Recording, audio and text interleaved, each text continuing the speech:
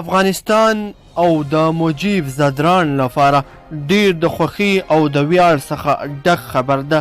دا چې کوم خبر ده دا به په ویډیو کې درسره شریک کړم، خو له هغه نه مخکې زموږ دغه چینل سبسکرایب کړئ او زموږ دغه ویډیو هم لایک کړئ او نورو دوستانو سره هم شریک کړئ.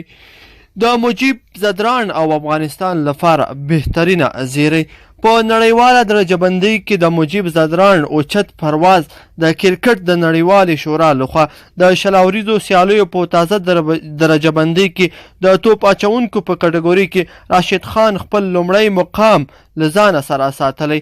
دغه راز تر ټولو اوچت پرواز بیا د بنګلادیش په کوربتوب درې اړخیزه سیریز کې د بهترین بالینګ په مټ سپینر بالر مجیب زدران کړی دی چې له 90 بالرانو وړاندې شوی دی او نهم مقام ته رسیدلی دی.